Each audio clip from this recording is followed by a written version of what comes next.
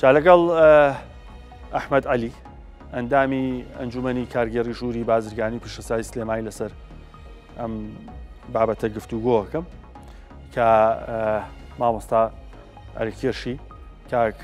ئەحمەد بێتە لای من بۆی هەندێک باسی بارودۆخی کارەکانکە. کاک ئەحمەد بەخێر بەی.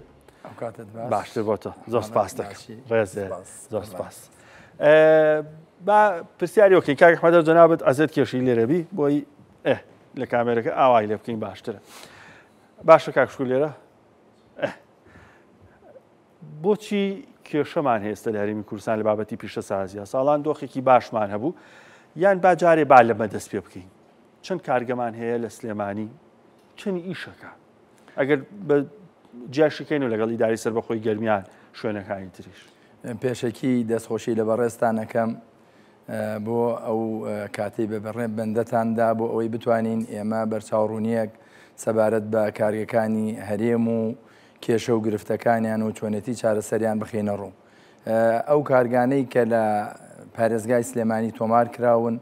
ژمارەیان 1034 کارگەیە لە ئێستادا 1034 کارگەیەوە لە ئێستادا نزیکەی 70% ئەو کارگانە لە کارکەوتون واتە ئیش ناکەن. ولا ئیدارەی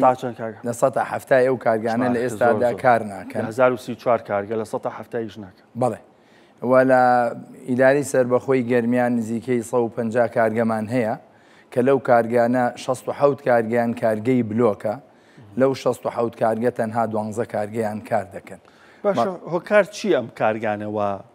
کار ناکەن لە کارکەوتون؟ چکە لە 1034 لە 170 تقریبا 750 کارگەیەکە کار ژمارەکە زۆرە. هۆکاری زۆر هەیە بۆ ئەو شتانە بەڕاستی. ئێمە ئەتوانین چەند خاڵێک لەوانە کە زۆر گرنگ و جەوهەرین بخێنە ڕوو. یەکێک لەوانە بەڕاستی بەرزبوونی نرخی یەکەی کارەبایە. لە ئێستادا بۆ هەر یەکەیەکی کارەبا کە خاوەن کارگە بەکاری دێنێت 144 دینارە بۆ 1 کیلۆوات. بەڵام لە حکوومەتی پێش ئەوەی ئەم زیادکردنە ڕووبا ئەگەر کاک ئەحمەد بیرت بیا ژمارەکە لا پێش ئەوەی بێ بە 144 چەند بوو خۆی؟ قوربان پێشتر نسبەکان تەساعودی بوو لە 15 25 35 بەرزترین ڕێژە دەگەشتە 50 دینار بۆ یەکەی کارەبا. بەڵام لە پڕێکە بەبێ ئەوەی دراست بکرێت حتا کۆمەڵێک لە برادرانی ژووری بازرگانی و خاوەن کارگەکان ڕەخنەیان گرت بەڵام بێهودە بوو. ئێمە هەر وەکو ئەندامانی پێشووی ژووری بازرگانی پیشەسازی سلێمانی پێشتر نامیلەیەکی چاکسازیمان پێشکەس بە حکوومەتی هەرێم کرد کە یەکێ لە خاڵە جەوهەریەکانی ئەو بوو دابەزینی نرخی کارەبا، دابەزینی نرخی سوتەمەنی بۆ خاوەن کارگەکان. چونکە ئێمە ئەمڕۆ لە هەرێمی کوردستانە بەڕاستی ئەوەی زۆر پێویستە کە ئێمە زۆر گرنگی بە ئەوە بدەین کە بەرهەمی کارەبا زۆرە لەسەر بەرهەمی بۆ نەگە شتێک 1000 دیناری تێبچێت لە کارگەکە چەنی بریتە لە کری کارەبا؟ لە 120ێکە؟ هەر وەکو جەنابتان دەزان ئەمڕۆ بەرزترین کولفە لەسەر خاوەن کارگەکان بریتیە لە کارەبا و سوتەمەنی. سوتەمەنیش نادرێ؟ بەڵێ سوتەمەنیش نادن بە هیچ خاوەن کارگەیەک. لە کاتێکا کە حکوومەتی ناوەن لە ئێستادا یەکەی کارەبا 6 دینارە. ئەمە دەعمە بۆ عێراق 6 دینارە. بەڵێ وڵاتانی دەوروبەر هەر زۆر دەعمی خاوەن کارگەکانەکەن نەک تەنها لە کارەبا نەک تەنها لە سوتەمەنیە بەڵکو پارەیان پێدەن بێسوود. ڕێژەیە ئەو کارگە چەنی تێئەچێ ئەوان لە 160 پارەکەیان خەرزیان پێدەن بەبێەوە هیچ سوودێ بخەنە سەری و لە کۆمەڵێک لە وڵاتانە کە سوودیش ئەخەن سوودەکە ئەوەندە کە مەشایانی باسکردن نییە. باش سەبار بە کەرەستەی خاو هەیە بۆ کارگەکانمان لە نووسان؟ کۆمەڵێک لە کارگەکان لەلایەن وەزارەتی داراییەوە بە ڕێبەرایەتی گشتی گومرگەوە ڕێگە پێدانیان نەکرێ ئەبەخشێن لە هاوردەی ئەو کەرەستە خاوانەوە تا ڕسمی گومرگی و باجیان لێ وەرناگیرێت. کاک ئەحمەد جەناب زۆر سەریحی ئایا ئەم لێخۆشبوونانە واستەکاری تایە ڕۆتیناتی زۆرە؟ نەخێر ئاسان نەخێر ئاسانکاری هەیە ئینسان بە وجدانەوە قسە بکە. ئەوانەی کە کارگەی فعلین و بە شێوەیەکی بەرچاو کارەکەن هەموو ئەوەلیاتی کارگەکانیان پێشکەشەکەن پێداویستیان بۆ ئەو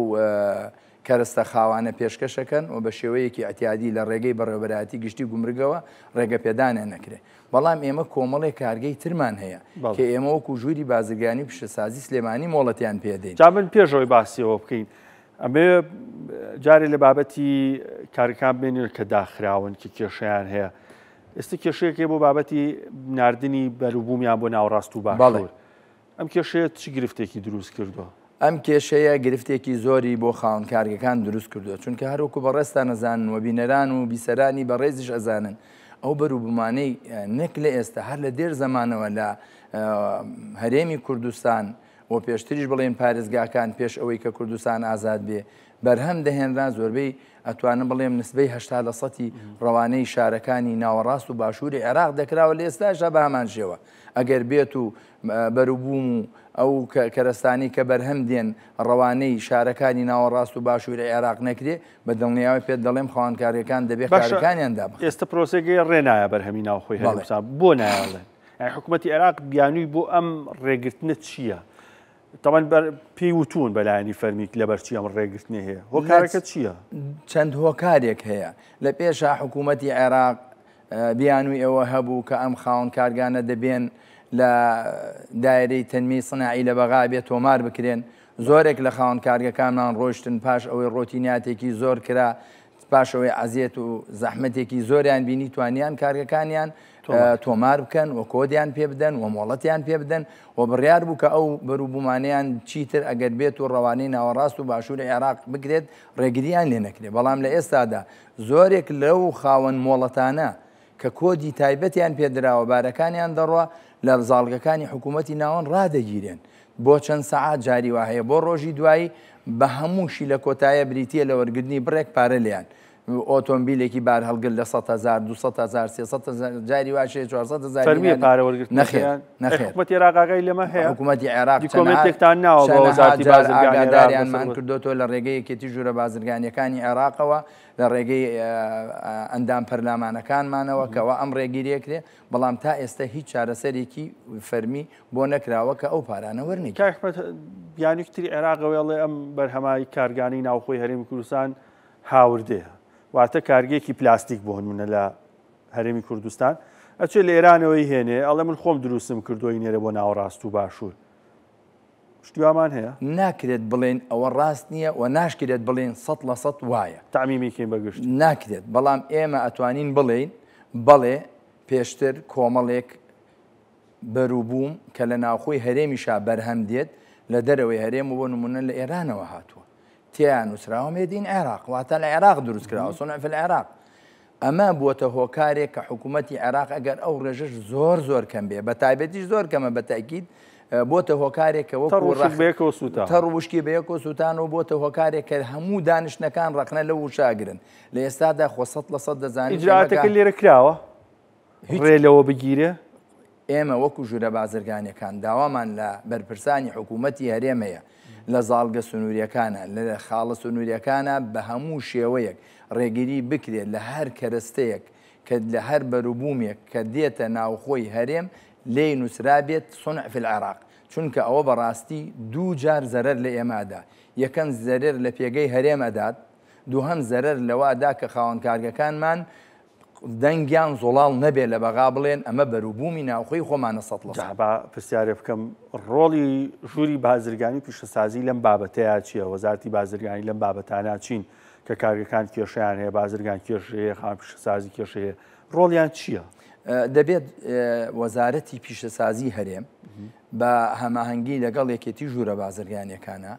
بە جددی بێنە سەرخەت و لەگەڵ حکوومەتی ناوەند قسە بکەن لیژنەیەکی تایبەت پێک بهێنن وەلو ئێستا من ئاگام لێیە کە لیژنەیەک پێک هاتووە بە سەرۆکاتی بەڕێز کاک محەممەد شوکری و ئەندامێتی کاک گەیلان سەرۆکی ژووری بازرگانی هەولێر و بەڕێز کاک نەوزاد غەفوڕەباتی سەرۆکی ژووری بازرگانی سلێمانی بۆ ئەوەی دابنشن لەگەڵ بەرپرسانی حکوومەتی عێراق بەرچاوڕوونیان پێ بدەن بۆ ئەوەی کەوا ئەو کاڵانەی 100% لە هەرێمی کوردستان بەرهەم دێن بناسرێن و ڕێگە پێدراو بن بۆ ئەوەی بڕۆن ڕەوانەی شارەکانی ناوەڕاست و باشووری عێراق بکرێت و ئینشاءالله لەو ڕۆژانە ئومێدی ئەوەمان هەیە کە یەکەم دانیشتن لەو بوارەوە بکرێت و نەتیجەی باشیشی هەبێت. باشە من ئەمە باسی هەندێک بەروبوومی گشتیمان کە بەشێک لەوانە کارگە پیشەسازی استراتیژیەکان بەرهەمێنن بەڵام کارگەی بچووک و مامناوەندمان هەیە ژووری بازرگانیش بەشێک لەوانە مۆڵەتیان هەیە بۆ ئەمانە کێشیان هەیە بۆ داخرێن بۆ ژووری بازرگانی پیشەسازی فریاد ڕەز نییە بۆیان ژووری بازرگانی و پیشەسازی سلێمانی ئەوەندەی لەسرە تەنها ئەوانە جابا بڵم نەک فریاد ڕاست یعنی چی بۆ کردوون ئێمە بەردەوام دیفاعمان لێیان کردووە و داوامان کردووە لە حکوومەتی هەرێم کە ئەو کارگە بچووک و مام ناوەندانە کە لەلایەن ژووری بازرگانی و پیشەسازی پارێزگاکانی هەرێم و مۆڵەتیان پێدرێ کار ئاسانیان بۆ بکرێت لە دوو بواردە لەبەر ئەوەی ئەوە بژێوی ئەو خانەوادە و چەند کەسێکیش کە لەو کارگا ئیشەکە لەسەر ئەو کارگە بچووکە یا مامناوەندەیە چونکە ئەوان باخەڵیان تەنها تەحملی ئەوە ئەکا کە بتوانن کارگەی بچووک و مامناوەندا بنن توانای نییە بڕۆن کارگەیەکدانن بە چەندەها ملیۆن دۆلار جا لەبەرەوە پێویستە حکوومەتی هەرێم زۆر بەجددی ئاوریان لێ بداتەوە لە دوو بواردا یەکەم ئەمانە هاوشێوەی کارگەکانی تر کە وەزارەتی پیشەسازی مۆڵەتیان پێدا یا لەلایەنەوە بەرهێنانەوە مۆڵەتیان پێدراوە ئەبەخشرێن بۆ ماوەی 10 ساڵ لە باج یا لە ڕسمی گومرگی بۆ کەرەستە خاوانەی بۆ کارگەکانی تێرن یا ئەو ئامێرانەی کە پێویستەکە بۆ کارگەکان بێنن ئەمانەش بە هەمان شێوە نەک 10 ساڵ با 5 ساڵ بێت بۆ ئەوەی ئێمە بتوانین خەڵکی خۆمان هاندین کارگەی بچووک دابنا بۆ ئەوەی بژێوی خۆی و چەند خانەوادەیەکی تر دابین کە بتوانێن ببەخشیرێن لەو دوو بوارەدا ژمارەیان زۆرە کارگی بچووک و مامناوەندە ئەوەی لەلایەن ئێمەوە مۆڵەتمانداوە لە ماوەی ساڵانی ڕابردووە کە ئێستا ئەتوانم بڵێم 10% ئەو کارگانش ئیش ناکات تاوەکو ئێستا لە ژووری بازرگانی زیاتر لە 3000 مۆڵەتمانداوە ئێمە ئەمە بەس لە سلێمانی سلێمانی بەستەکان مەبەستمە هەموو یەکە هەموو لە هەموو کوردستانە یەکە بەڵێ تۆن لە بابەتی ئابووری پرۆژەی بچووک و مامناوە زۆر گرنگە لە سای هەشتای ئابووری ئەمریکا بەڵێ بەتەکید ئابووری زەبەلاحی هەیەی پشت بە پرۆژەی بچووک و مامناوەند و کارگەی بچووک و مامناوەند دەبەستێ باشە با قسەکە وا لێ بکەین ئێستا چارەسەری گشتی یا پێشەوە من کەسێکم ئەمێ کارگەیەکدانم جەدوای اقتصادیم کردووە دەرخستەی ئامێر و پێداویستەکانیشم کردو و ئامادەشە بۆ هێنانی چەندم پێچێت تا بتوانم ئەم کارگێدانم زەمینە ڕەخساوە